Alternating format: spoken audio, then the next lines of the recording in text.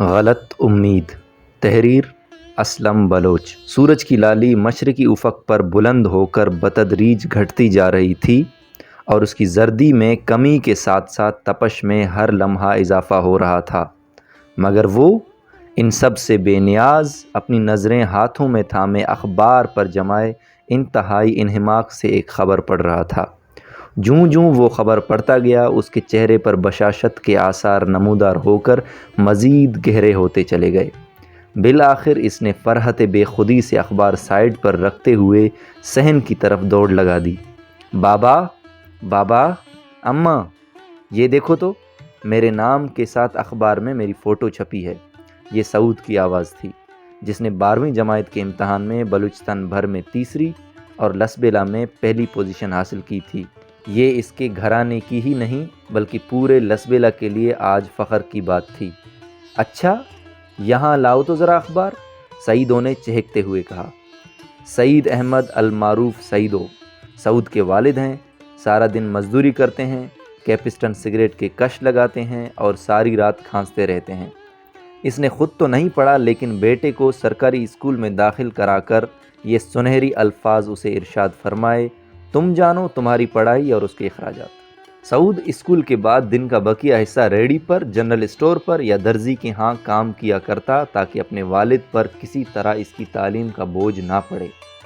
اماں، میں نے بہت ہی اچھے نمبروں سے امتحان پاس کیا ہے، اب میں کسی بھی اچھی یونیورسٹی میں بآسانی اسکالرشپ لے کر پڑھ سکتا ہوں اور میں بائیو ٹیکنالوجی یا مصنوعی ذہانت میں اعلیٰ تعلیم حاصل کر کے اپنے ملک کو شعبہ ٹیکنالوجی میں دوسرے ترقی یافتہ ممالک کے شانہ بشانہ کھڑا کرنا چاہتا ہوں۔ ارے میں قربان جاؤں، میں نے تو پہلے ہی تمہیں کالی وردی میں ترچھی ٹوپی کے ساتھ چمکدار ڈنڈا ہاتھ میں لیے لوگوں پر رعب جماتے ہوئے کئی بار تصور میں دیکھا ہے۔ تمہاری اس کامیابی سے اندازہ ہوتا ہے کہ تم پولیس یا لیویز میں شاندار کوئی بڑا عہدہ پانے کے قابل ہو، نذیرہ نے پر امید نگاہوں سے اسے دیکھتے ہوئے کہا۔ نذیرہ سعیدوں کی بیگم ہے، جو ایک سادہ لوح گھریلو خاتون ہے۔ ان کا سارا دن گھر کے کام کاج کرنے اور محلے دار عورتوں کو دیسی ٹوٹکے اور آفات بھگانے کے لیے مختلف حربے سمجھانے میں گزر جاتا ہے۔ اس کے ذہن میں لیویز سپاہی یا پولیس کانسٹیبل سے بڑھ کر کوئی عہدہ ہے ہی نہیں۔ بابا، میں کسی اور صوبے یا وفاقی دارالحکومت کی ایک بہترین یونیورسٹی میں پڑھوں گا، سعود نے پرعزم لہجے میں کہا۔ ارے برخوردار، اتنی دور جانے کی کیا ضرورت ہے؟ یہیں ڈگری کالج میں داخلہ لو اور پڑھو، اوپر سے سلائی کا کام بھی سیکھ رہے ہو، بعد میں کسی دکان میں درزی کا کام کر لینا، میں کہتا ہوں ٹھیک ٹھاک دولت سمیٹو گے۔ ہاں، سعیدوں نے سمجھاتے ہوئے کہا۔ لیکن بابا، یہاں وہ شعبے نہیں پڑھائے جاتے۔ بلوچستان کے طلباء کے لیے دیگر صوبوں کی جامعات میں ہر سال اگست یا ستمبر کے مہینے میں مختلف شعبہ جات میں حصول تعلیم کے لیے کم و بیش 800-900 سے زیادہ اسکالرشپس آتی ہیں، جن پر لسبیلا کے بہت ہی کم طلباء اپلائی کرتے ہیں۔ میں ان شعبوں میں سے کسی میں بھی بآسانی منتخب ہو کر بالکل مفت پڑھ سکتا ہوں اور مزید تعلیم کے لیے بیرون ملک بھی جا سکتا ہوں۔ آپ بس مجھے اپلائی کرنے سے نہ روکیں، سعود نے التجا کی۔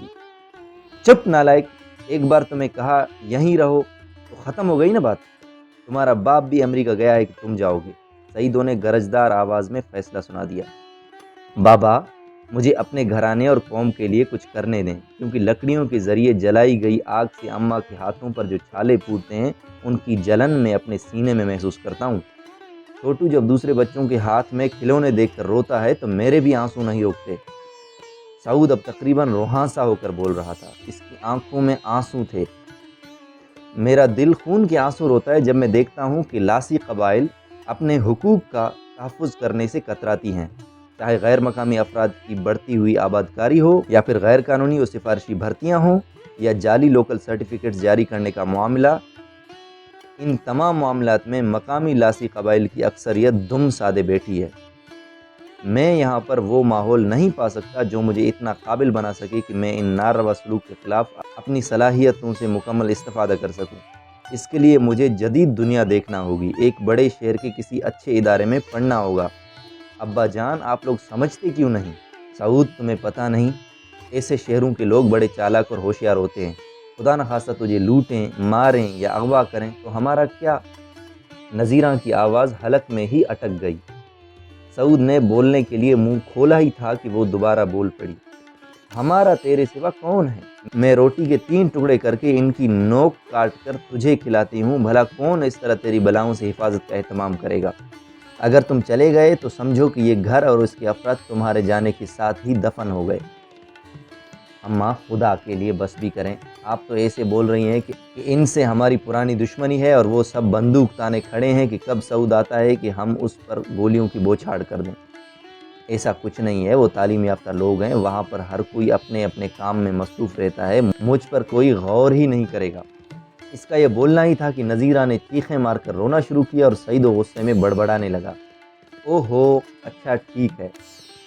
چند ماہ بعد سعود پولیس کانسٹیبل کے آسامیوں پر اپلائی کرنے کے لیے اتھل جا رہا تھا۔ اس نے مقامی ڈگری کالج کے مطالعہ پاکستان کے شعبے میں داخلہ لیا ہے۔ پچھلے ماہ اس نے لیوی سپاہی کے آسامیوں پر بھی اپلائی کیا تھا، جن کے دوڑ کا مقابلہ، تحریری ٹیسٹ اور انٹرویو ایک ہی دن منعقد ہوئے تھے۔ اسے توقع تھی کہ وہ ان میں ضرور پاس ہو جائے گا، کیونکہ صحت مند ہونے کے ساتھ ساتھ وہ قابل بھی ہے۔ کیا وہ درست امید لگائے بیٹھا ہے؟ آپ کو کیا لگتا ہے؟ السلام علیکم دوستو، یہ کہانی میں نے ان غریب طلبہ کو ذہن میں رکھ کے لکھا ہے کہ جو اپنی کسی گھریلو مجبوری کی وجہ سے اپنی پڑھائی کو آگے نہیں لے کے جا سکتے، یا ان پر فیملی کی طرف سے پریشر ہوتا ہے۔ تو کئیوں کے لیے یہ جو فیصلہ ہے بہتر ثابت ہوتا ہے، کئیوں کے لیے صحیح نہیں ہوتا کہ وہ اپنی پڑھائی کو آگے لے کے جا سکیں، اور یہ سچویشنل فیکٹرز پہ ڈیپینڈ کرتا ہے۔ تو یہی بات ان دوستوں پر بھی صادق آتی ہے جو اپنی زندگی کو بہتر بنانے کے لیے کسی دوسرے ملک یا شہر جاتے ہیں، لیکن گھریلو پریشر کی وجہ سے یا گھریلو مجبوری کی وجہ سے وہ نہیں نکل پاتے۔ تو اس طرح کی میں نے کافی اور بھی کہانیاں لکھی ہیں، انشاءاللہ وہ بھی میں آہستہ آہستہ چینل پہ دیتا رہوں گا، جو مختلف اخبارات میں بھی چھپے ہیں۔